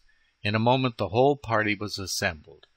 Valentin was so pale one might trace the blue veins from her temples round her eyes and down her cheeks. Franz was deeply affected. Chateau-Renard and Albert looked at each other with amazement. The ceremony which was just concluded had not appeared more sorrowful than did that which was about to begin. Madame de Villefort had placed herself in the shadow behind a velvet curtain, and as she constantly bent over her child, it was difficult to read the expression of her face. Monsieur de Villefort was, as usual, unmoved. The notary, after having, according to the customary method, arranged the papers on the table, taken his place in an armchair, and raised his spectacles, turned toward Franz. "Are you Monsieur Franz de Quesnel, Baron d'Épinay?" asked he, although he knew it perfectly. "Yes, sir," replied Franz. The notary bowed. "I have then to inform you, sir, at the request of Monsieur de Villefort, that your projected marriage with Mademoiselle de Villefort has changed the feeling of Monsieur Noirtier toward his grandchild, and that he disinherits her entirely of the fortune he would have left her. Let me hasten to add," continued he, "that the testator, having only the right to alienate a part of his fortune, and having alienated it all, the will not bear scrutiny, and is declared null and void." "Yes," said Villefort, "but I warn Monsieur d'Épinay that during my lifetime my father's will shall never be questioned, my position forbidding any doubt to be entertained." "Sir," said Franz, "I regret much that such a question has been raised in the presence of Mademoiselle Valentin. I have never inquired the amount of her fortune, which, however limited it may be, exceeds mine. My family has sought consideration in this alliance with Monsieur de Villefort. All I seek is happiness." Valentin imperceptibly thanked him, while two silent tears rolled down her cheeks. "Besides, sir," said Villefort, addressing himself to his future son-in-law, "excepting the loss of a portion of your hopes, this unexpected will need not personally wound you. Monsieur Noirtier's weakness of mind sufficiently explains it. It is not because Mademoiselle Valentin is going to marry you that he is angry, but because she will marry. A union with any other would have caused him the same sorrow. Old age is selfish, sir, and Mademoiselle de Villefort has been a faithful companion to Monsieur Noirtier, which she cannot be when she becomes the Baroness d'Épinay. My father's melancholy state prevents our speaking to him on any subjects which the weakness of his mind would incapacitate him from understanding, and I am perfectly convinced that at the present time, although he knows that his granddaughter is going to be married, Monsieur Noirtier has even forgotten the name of his intended grandson." Monsieur de Villefort had scarcely said this when the door opened and Barrois appeared. "Gentlemen," said he, in a tone strangely firm for a servant speaking to his masters under such solemn circumstances, "gentlemen, Monsieur Noirtier de Villefort wishes to speak immediately to Monsieur Franz de Quesnel, Baron d'Épinay." He, as well as the notary, that there might be no mistake in the person, gave all the titles to the bridegroom-elect. Villefort started. Madame de Villefort let her son slip from her knees. Valentin rose pale and dumb as a statue. Albert and Chateau Renard exchanged a second look, more full of amazement than the first. The notary looked at Villefort. "It is impossible," said the procureur. "Monsieur d'Épinay cannot leave the drawing-room at present." "It is at this moment," replied Barrois with the same firmness, "that Monsieur Noirtier, my master, wishes to speak on important subjects to Monsieur Franz d'Épinay." "Grandpapa Noirtier can speak now, then?" said Edouard with his habitual quickness. However, his remark did not make Madame de Villefort even smile. So much was every mind engaged, and so solemn was the situation. Astonishment was at its height. Something like a smile was perceptible on Madame de Villefort's countenance. Valentin instinctively raised her eyes, as if to thank heaven. "Pray go, Valentin," said Monsieur de Villefort, "and see what this new fancy of your grandfather's is." Valentin rose quickly, and was hastening joyfully toward the door, when Monsieur de Villefort altered his intention. "Stop," said he, "I will go with you." "Excuse me, sir," said Franz. "Since Monsieur Noirtier sent for me, I am ready to attend to his wish. Besides, I shall be happy to pay my respects to him, not having yet had the honor of doing so. "Pray, sir," said Villefort with marked uneasiness, "do not disturb yourself." "Forgive me, sir," said Franz in a resolute tone. "I would not lose this opportunity of proving to Monsieur Noirtier how wrong it would be of him to encourage feelings of dislike to me, which I am determined to conquer, whatever they may be, by my devotion." And without listening to Villefort, he arose and followed Valentin, who was running downstairs with the joy of a shipwrecked mariner who finds a rock to cling to. Monsieur de Villefort followed them.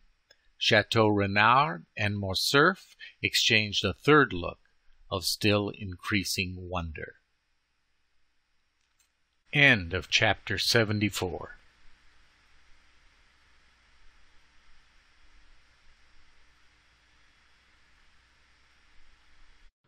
Chapter 75. A Signed Statement. Noirtier was prepared to receive them, dressed in black and installed in his armchair. When the three persons he expected had entered, he looked at the door, which his valet immediately closed. "Listen," whispered Villefort to Valentine, who could not conceal her joy. "If Monsieur Noirtier wishes to communicate anything which would delay your marriage, I forbid you to understand him." Valentine blushed, but did not answer. Villefort, approaching Noirtier. "Here is Monsieur Franz d'Épinay," said he. "You requested to see him. We have all wished for this interview, and I trust it will convince you how ill-formed are your objections to Valentine's marriage." Noirtier answered only by a look which made Villefort's blood run cold.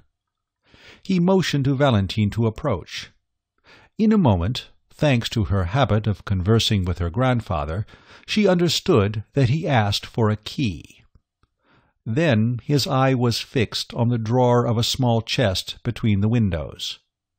She opened the drawer and found a key, and, understanding that was what he wanted, again watched his eyes, which turned toward an old secretary which had been neglected for many years, and was supposed to contain nothing but useless documents.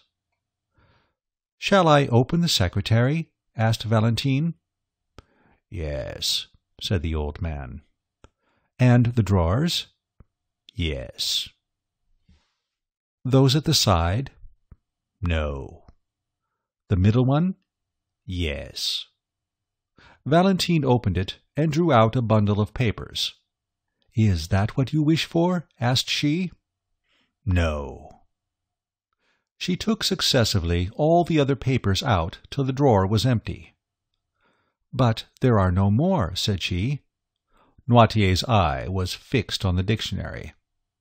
"Yes, I understand, grandfather," said the young girl. He pointed to each letter of the alphabet. At the letter S, the old man stopped her. She opened and found the word secret. "Ah, is there a secret spring?" said Valentine. "Yes," said Noirtier. "And who knows it?" Noirtier looked at the door where the servant had gone out. "Barrois?" said she. "Yes." "Shall I call him?" "Yes." Valentine went to the door and called Barrois. Villefort's impatience during the scene made the perspiration roll from his forehead, and Franz was stupefied. The old servant came. "Barrois," said Valentine, "my grandfather has told me to open that drawer in the secretary, but there is a secret spring in it, which you know. Will you open it?" Barrois looked at the old man. "Obey," said Noirtier's intelligent eye. Barrois touched a spring. The false bottom came out, and they saw a bundle of papers tied with a black string. "Is that what you wish for?" said Barrois. "Yes."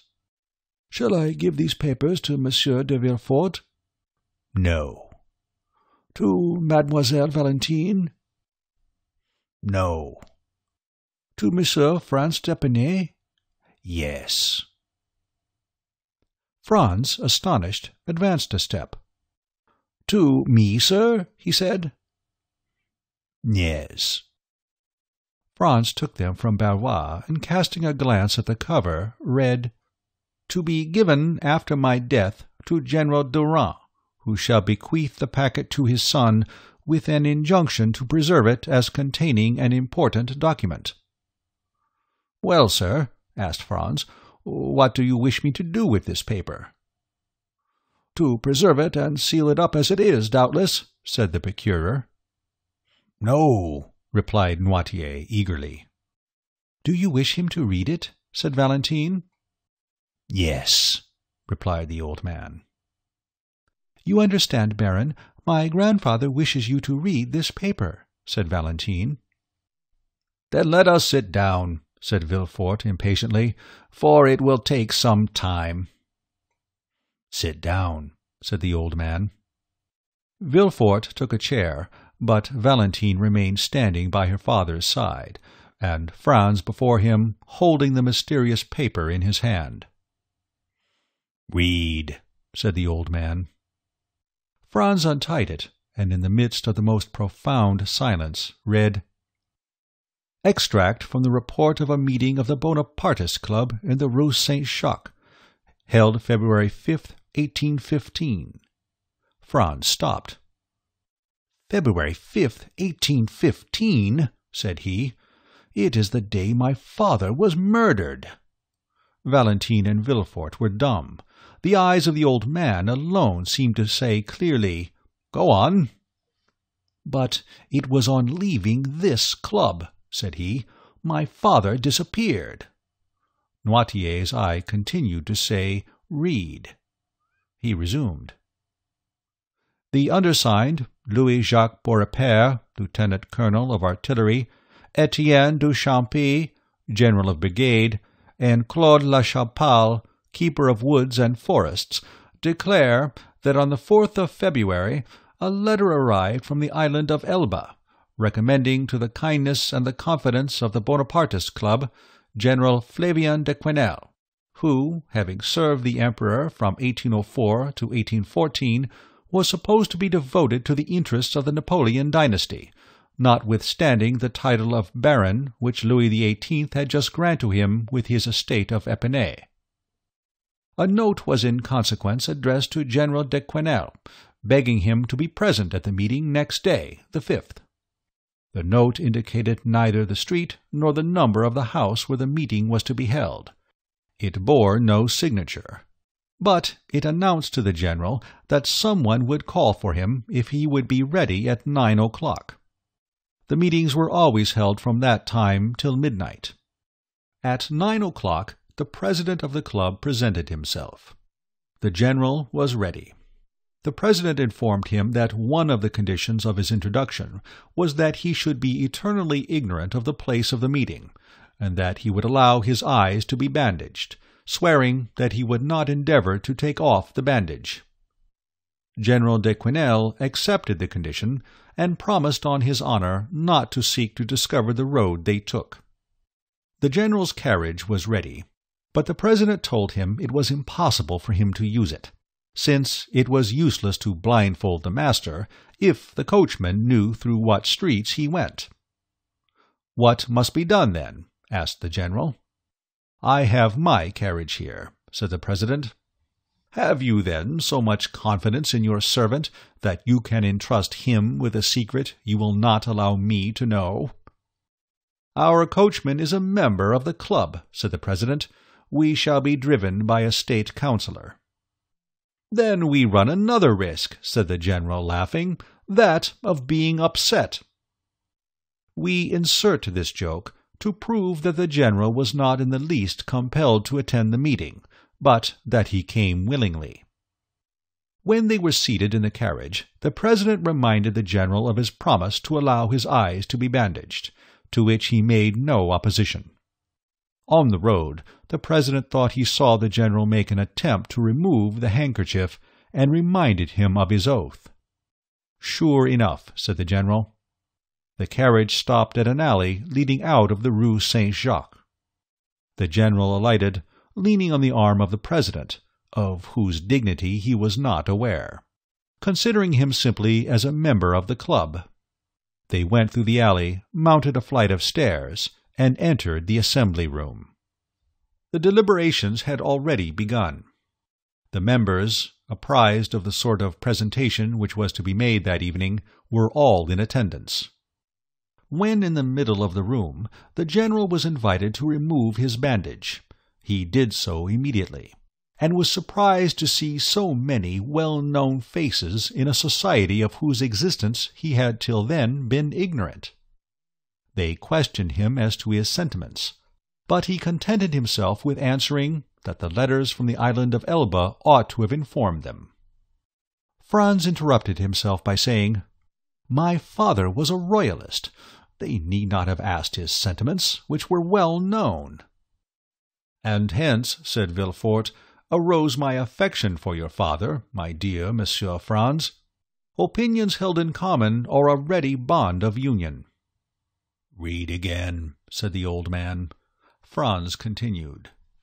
The president then sought to make him speak more explicitly, but Monsieur de Quesnel replied that he wished first to know what they wanted with him.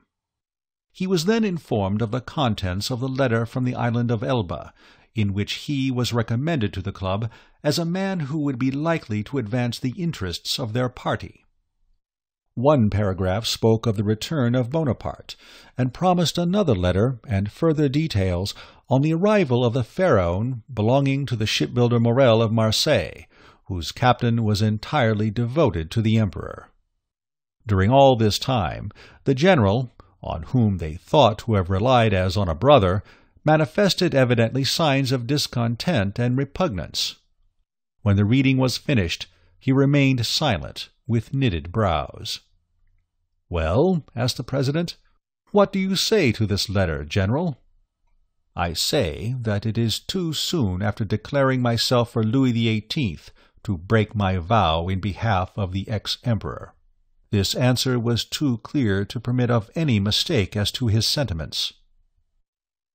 "General," said the president, "we acknowledge no King Louis XVIII, or an ex-emperor, but His Majesty the Emperor and King, driven from France, which is his kingdom, by violence and treason." "Excuse me, gentlemen," said the general, "you may not acknowledge Louis XVIII, but I do, as he has made me a baron and a field-marshal, and I shall never forget that for these two titles I am indebted to his happy return to France." "Sir," said the president, rising with gravity, "be careful what you say. Your words clearly show us that they are deceived concerning you in the island of Elba, and have deceived us. The communication has been made to you in consequence of the confidence placed in you, and which does you honor. Now we discover our error. A title and promotion attach you to the government we wish to overturn. We will not constrain you to help us. We enroll no one against his conscience, but we will compel you to act generously, even if you are not disposed to do so. You would call acting generously knowing your conspiracy and not informing against you. That is what I should call becoming your accomplice. You see, I am more candid than you."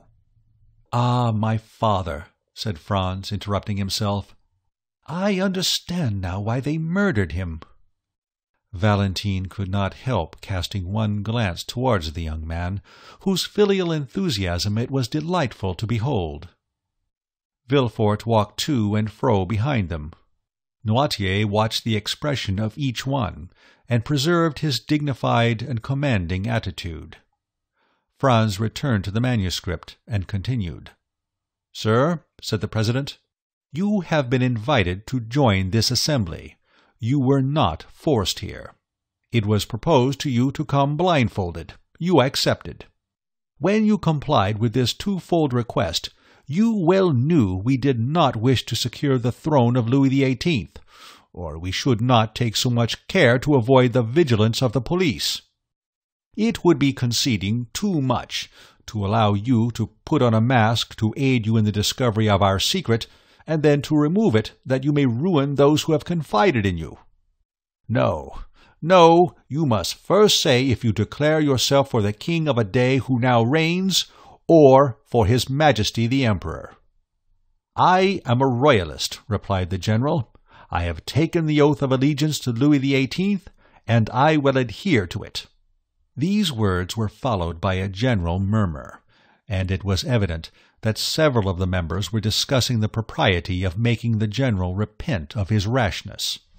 The president again arose, and having imposed silence, said, "Sir, you are too serious and too sensible a man not to understand the consequences of our present situation, and your candor has already dictated to us the conditions which remain for us to offer you." The general, putting his hand on his sword, exclaimed, "If you talk of honor, do not begin by disavowing its laws, and impose nothing by violence."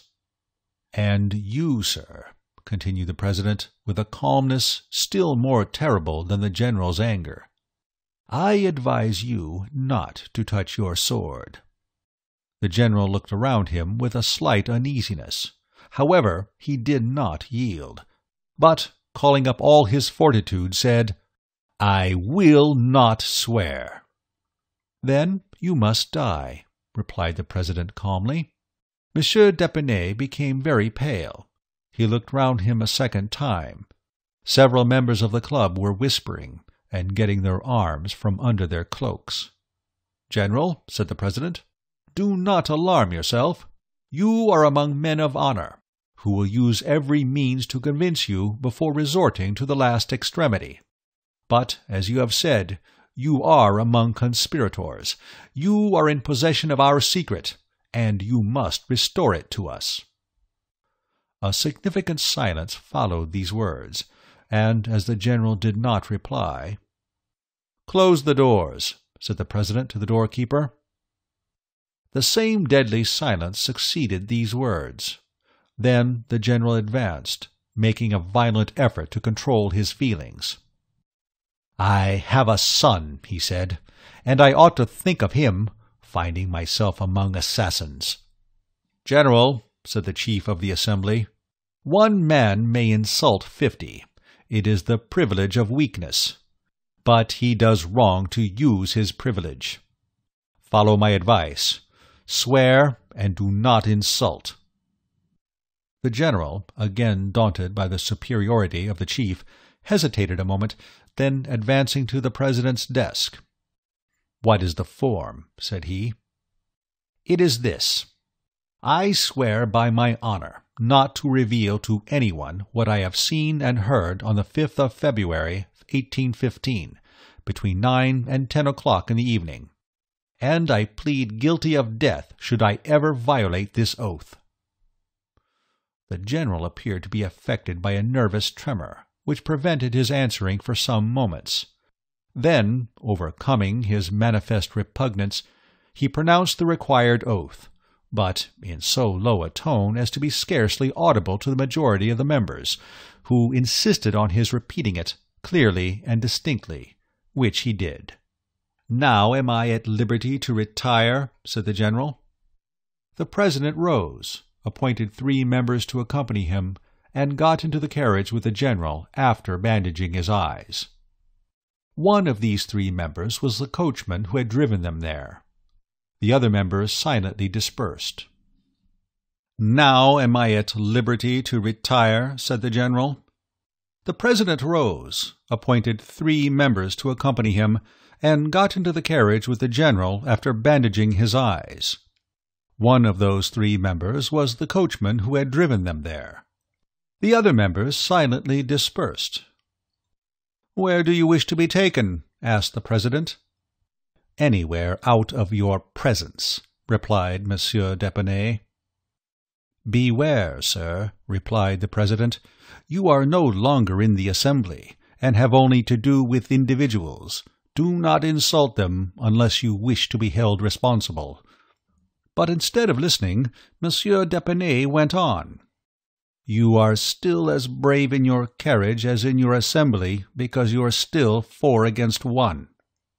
The president stopped the coach. They were at that part of the Quai d'Orme where the steps led down to the river. "Why do you stop here?" asked D'Épinay.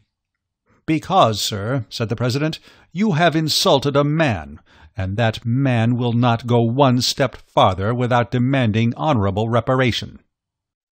"Another method of assassination," said the General, shrugging his shoulders. "Make no noise, sir, unless you wish me to consider you as one of the men of whom you spoke just now as cowards, who take their weakness for a shield. You are alone. One alone shall answer you. You have a sword by your side. I have one in my cane. You have no witness. One of these gentlemen will serve you. Now, if you please, remove your bandage." The General tore the handkerchief from his eyes. "At last," said he, "I shall know with whom I have to do." They opened the door, and the four men alighted. Franz again interrupted himself, and wiped the cold drops from his brow. There was something awful in hearing the son read aloud in trembling pallor these details of his father's death, which had hitherto been a mystery. Valentine clasped her hands as if in prayer. Noirtier looked at Villefort with an almost sublime expression of contempt and pride. Franz continued. It was, as we said, the 5th of February. For 3 days the mercury had been 5 or 6 degrees below freezing, and the steps were covered with ice. The General was stout and tall. The President offered him the side of the railing to assist him in getting down. The 2 witnesses followed. It was a dark night. The ground from the steps to the river was covered with snow and hoarfrost. The water of the river looked black and deep. One of the seconds went for a lantern in a coal barge near, and by its light they examined the weapons. The President's sword, which was simply, as he had said, one he carried in his cane, was 5 inches shorter than the General's, and had no guard. The General proposed to cast lots for the swords, but the President said it was he who had given the provocation, and when he had given it, he had supposed each would use his own arms. The witnesses endeavored to insist, but the President bade them be silent. The lantern was placed on the ground, the 2 adversaries took their stations, and the duel began. The light made the 2 swords appear like flashes of lightning. As for the men, they were scarcely perceptible, the darkness was so great. General d'Épinay passed for one of the best swordsmen in the army, but he was pressed so closely in the onset that he missed his aim and fell. The witnesses thought he was dead, but his adversary, who knew he had not struck him, offered him the assistance of his hand to rise. The circumstance irritated instead of calming the General, and he rushed on his adversary. But his opponent did not allow his guard to be broken. He received him on his sword, and 3 times the General drew back on finding himself too closely engaged, and then returned to the charge. At the 3rd he fell again. They thought he slipped, as at first, and the witnesses, seeing he did not move, approached and endeavored to raise him. But the one who passed his arm around the body found it was moistened with blood. The General, who had almost fainted, revived. "Ah," said he, "they have sent me some fencing master to fight with me." The President, without answering, approached the witnesses who held the lantern, and raising his sleeve, showed him 2 wounds he had received in his arm. Then, opening his coat and unbuttoning his waistcoat, displayed his side, pierced with a 3rd wound. Still he had not even uttered a sigh. General d'Épinay died 5 minutes after. Franz read these last words in a voice so choked that they were hardly audible, and then stopped, passing his hand over his eyes as if to dispel a cloud. But after a moment's silence he continued. The President went up the steps, after pushing his sword into his cane. A track of blood on the snow marked his course. He had scarcely arrived at the top when he heard a heavy splash in the water.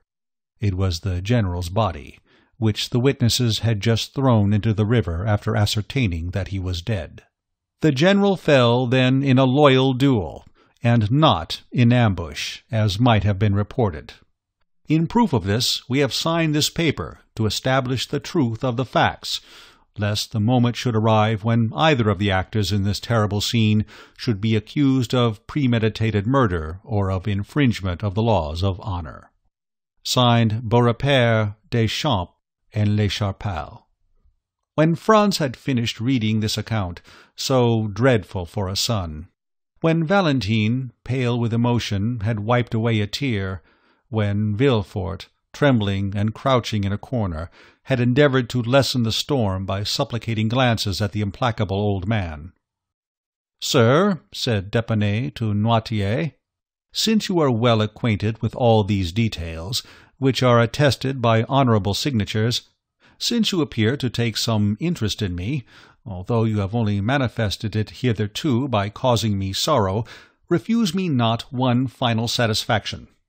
Tell me the name of the president of the club, that I may at least know who killed my father." Villefort mechanically felt for the handle of the door. Valentine, who understood sooner than anyone her grandfather's answer, and who had often seen 2 scars upon his right arm, drew back a few steps. "Mademoiselle," said Franz, turning towards Valentine, "unite your efforts with mine to find out the name of the man who made me an orphan at 2 years of age." Valentine remained dumb and motionless. "Hold, sir," said Villefort. "Do not prolong this dreadful scene. The names have been purposely concealed. My father himself does not know who this president was, and if he knows, he cannot tell you. Proper names are not in the dictionary." "Oh, misery!" cried Franz. "The only hope which sustained me and enabled me to read to the end was that knowing, at least, the name of him who killed my father." "Sir, sir," cried he, turning to Noirtier, "do what you can. Make me understand in some way." "Yes," replied Noirtier. "Oh, mademoiselle, mademoiselle," cried Franz, "your grandfather says he can indicate the person. Help me. Lend me your assistance." Noirtier looked at the dictionary.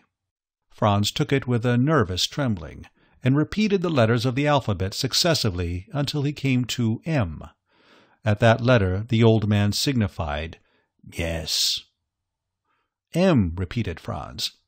The young man's finger glided over the words, but at each one Noirtier answered by a negative sign. Valentine hid her head between her hands. At length Franz arrived at the word myself. "Yes." "You!" cried Franz, whose hair stood on end. "You!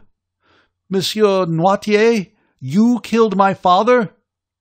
"Yes," replied Noirtier, fixing a majestic look on the young man. Franz fell powerless on a chair. Villefort opened the door and escaped, for the idea had entered his mind to stifle the little remaining life in the heart of this terrible old man. End of chapter 75.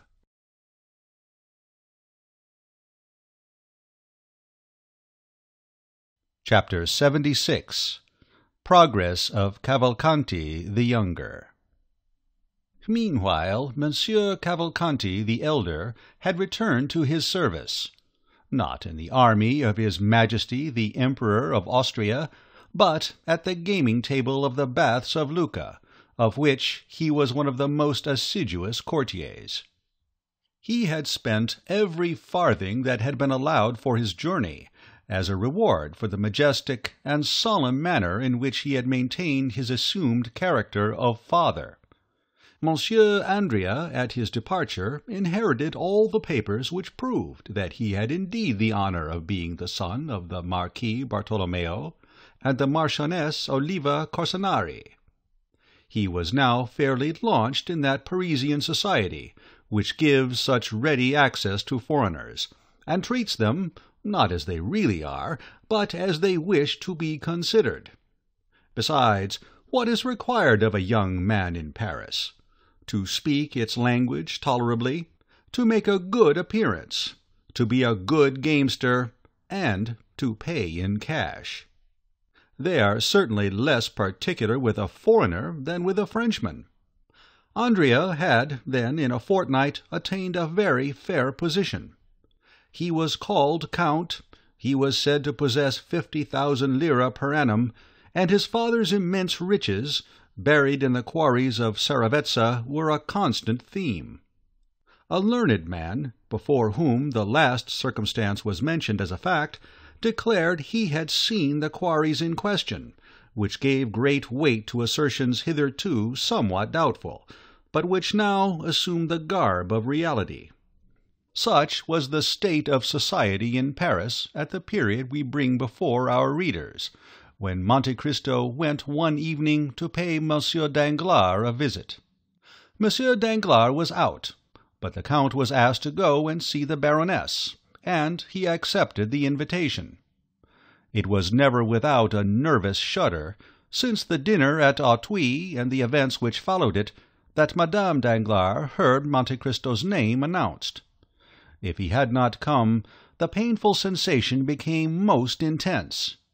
If, on the contrary, he appeared, his noble countenance, his brilliant eyes, his amiability, his polite attention even towards Madame Danglars, soon dispelled every impression of fear. It appeared impossible to the Baroness that a man of such delightfully pleasing manners should entertain evil designs against her. Besides, the most corrupt minds only suspect evil when it would answer some interested end. Useless injury is repugnant to every mind. When Monte Cristo entered the boudoir, to which we have already once introduced our readers, and where the Baroness was examining some drawings, which her daughter passed to her after having looked at them with Monsieur Cavalcanti, his presence soon produced its usual effect, and it was with smiles that the Baroness received the Count, although she had been a little disconcerted at the announcement of his name. The latter took in the whole scene at a glance. The Baroness was partially reclining on a sofa. Eugénie sat near her, and Cavalcanti was standing. Cavalcanti, dressed in black, like one of Goethe's heroes, with varnished shoes and white, silk open-worked stockings, passed a white and tolerably nice-looking hand through his light hair, and so displayed a sparkling diamond, that in spite of Monte Cristo's advice, the vain young man had been unable to resist putting on his little finger. This movement was accompanied by killing glances at Mademoiselle Danglars, and by sighs launched in that same direction. Mademoiselle Danglars was still the same, cold, beautiful, and satirical. Not one of these glances, nor one sigh, was lost on her. They might have been said to fall on the shield of Minerva, which some philosophers assert protected sometimes the breast of Sappho. Eugénie bowed coldly to the Count, and availed herself of the first moment when the conversation became earnest to escape to her study, whence, very soon, two cheerful and noisy voices being heard, in connection with occasional notes of the piano, assured Monte Cristo that Mademoiselle Danglars preferred to his society, and to that of Monsieur Cavalcanti, the company of Mademoiselle Louise d'Armilly, her singing teacher. It was then, especially while conversing with Madame Danglars, and apparently absorbed by the charm of the conversation, that the Count noticed Monsieur Andrea Cavalcanti's solicitude. His manner of listening to the music at the door he dared not pass, and of manifesting his admiration. The banker soon returned. His first look was certainly directed towards Monte Cristo, but the second was for Andrea. As for his wife, he bowed to her, as some husbands do to their wives, but in a way that bachelors will never comprehend, until a very extensive code is published on conjugal life. "Have not the ladies invited you to join them at the piano?" said Danglars to Andrea. "Alas, no, sir," replied Andrea with a sigh still more remarkable than the former ones. Danglars immediately advanced towards the door and opened it. The two ladies were seen seated on the same chair at the piano, accompanying themselves, each with one hand, a fancy to which they had accustomed themselves, and performed admirably. Mademoiselle d'Armilly, whom they then perceived through the open doorway, formed with Eugénie one of the tableaux vivants of which the Germans are so fond. She was somewhat beautiful and exquisitely formed, a little fairy-like figure with large curls falling down her neck, which was rather too long, as Perugino sometimes makes his virgins, and her eyes dull from fatigue. She was said to have a weak chest, and, like Antonia in the Cremona violin, she would die one day while singing. Monte Cristo cast one rapid and curious glance round this sanctum. It was the first time he had ever seen Mademoiselle d'Armilly, of whom he had heard much. "Well," said the banker to his daughter, "are we then all to be excluded?" He then led the young man into the study, and either by chance or manoeuvre, the door was partially closed after Andrea, so that from the place where they sat neither the Count nor the Baroness could see anything. But as the banker had accompanied Andrea, Madame Danglars appeared to take no notice of it. The Count soon heard Andrea's voice, singing a Corsican song accompanied by the piano. While the Count smiled at hearing this song, which made him lose sight of Andrea in the recollection of Benedetto, Madame Danglars was boasting to Monte Cristo of her husband's strength of mind, who that very morning had lost 300,000 or 400,000 francs by a failure at Milan. The praise was well deserved, for had not the Count heard it from the Baroness, or by one of those means by which he knew everything, the Baron's countenance would have not led him to suspect it. Thought Monte Cristo, he begins to conceal his losses a month since he boasted of them. Then aloud, "Oh, madame, Monsieur Danglars is so skilful, he will soon regain at the Bourse what he loses elsewhere." "I see that you participate in a prevalent error," said Madame Danglars. "What is it?" said Monte Cristo. "That Monsieur Danglars speculates, whereas he never does." "Truly, madame, I recollect Monsieur Debray told me. Apropos, what has become of him? I have seen nothing of him the last 3 or 4 days." "Nor I," said Madame Danglars. "But you began a sentence, sir, and did not finish." "Which?" "Monsieur Debray had told you—" "Ah, yes. He told me it was you who sacrificed to the demon of speculation." "I was once very fond of it, but I do not indulge now." "Then you are wrong, madame.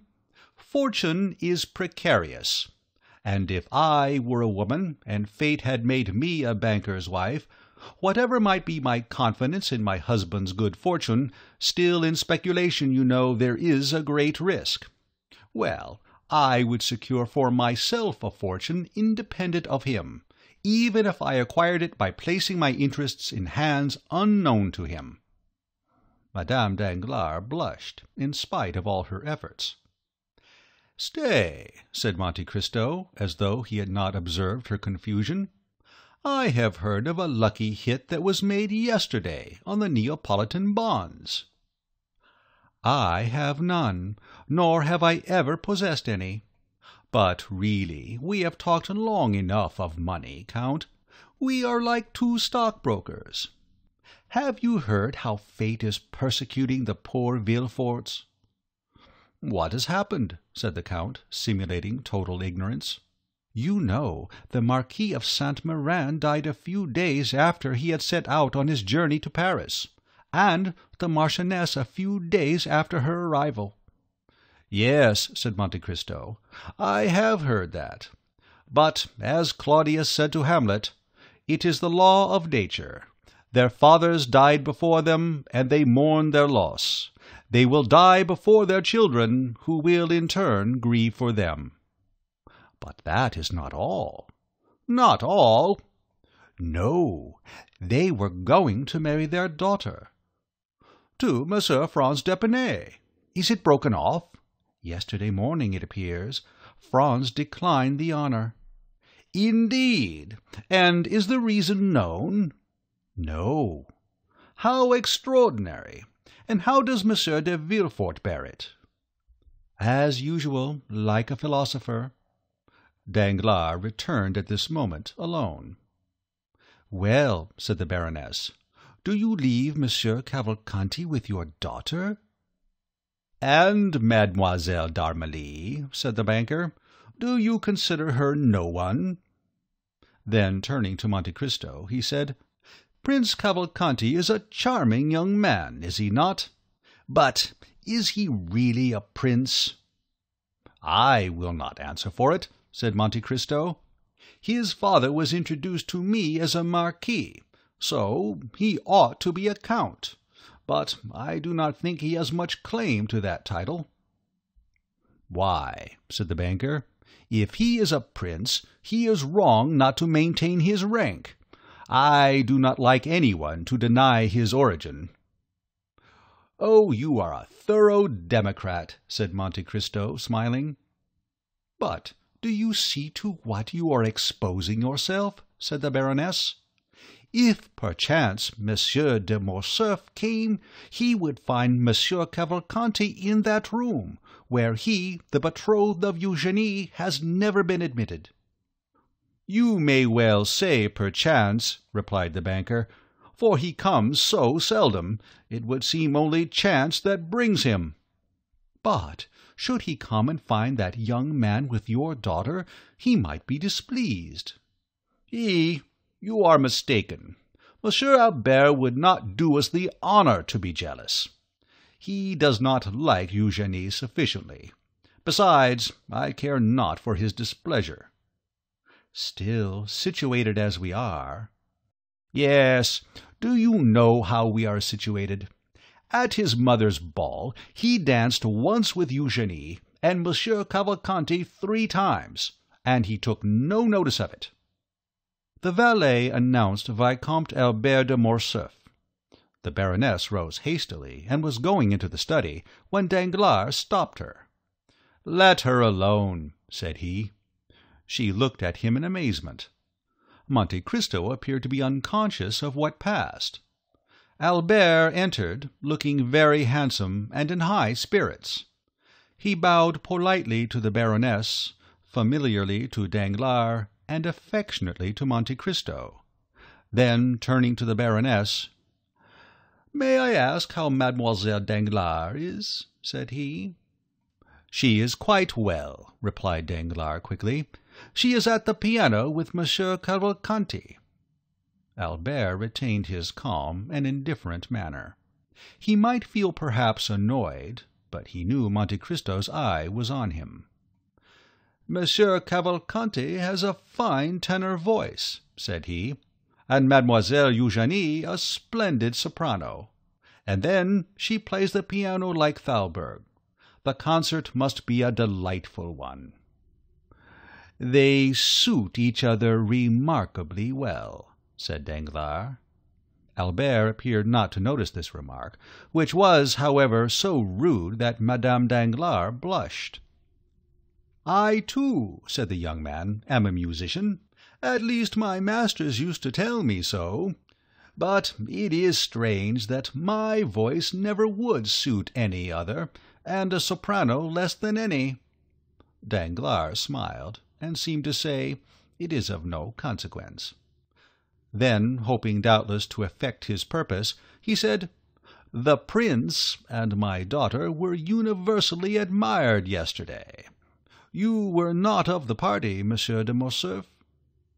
"What prince?" asked Albert. "Prince Cavalcanti," said Danglars, who persisted in giving the young man that title. "Pardon me," said Albert, "I was not aware that he was a prince. And Prince Cavalcanti sang with Mademoiselle Eugénie yesterday? It must have been charming indeed. I regret not having heard them. but I was unable to accept your invitation, having promised to accompany my mother to a German concert given by the Baroness of Chateau Renaud." This was followed by rather an awkward silence. "May I also be allowed," said Morcerf, "to pay my respects to Mademoiselle Danglars?" "Wait a moment," said the banker, stopping the young man. "Do you hear that delightful cavatina? Ta-ta-ta, ti-ta-ti-ta-ti-ta. It is charming. Let them finish. One moment. Bravo, bravi, brava!"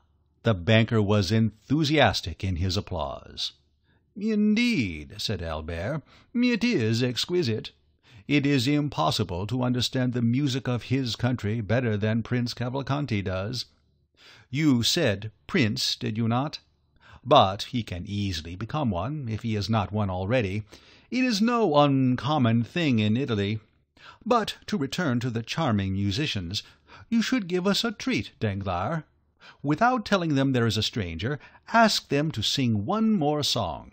It is so delightful to hear music in the distance, when the musicians are unrestrained by observation." Danglars was quite annoyed by the young man's indifference. He took Monte Cristo aside. "What do you think of our lover?" said he. "He appears cool. But then your word is given." "Yes, doubtless I have promised to give my daughter to a man who loves her, but not to one who does not. See him there, cold as marble, and proud like his father. If he were rich, if he had Cavalcanti's fortune, that might be pardoned. Ma foi, I haven't consulted my daughter, but if she has good taste—" "Oh," said Monte Cristo, "my fondness may blind me, but I assure you I consider Morcerf a charming young man, who will render your daughter happy, and will sooner or later attain a certain amount of distinction, and his father's position is good." Said Danglars. "Why do you doubt?" "The past, that obscurity on the past." "But that does not affect the son." "Very true. Now I beg of you, don't go off your head. It's a month now that you have been thinking of this marriage, and you must see that it throws some responsibility on me, for it was at my house you met this young Cavalcanti, whom I do not really know at all."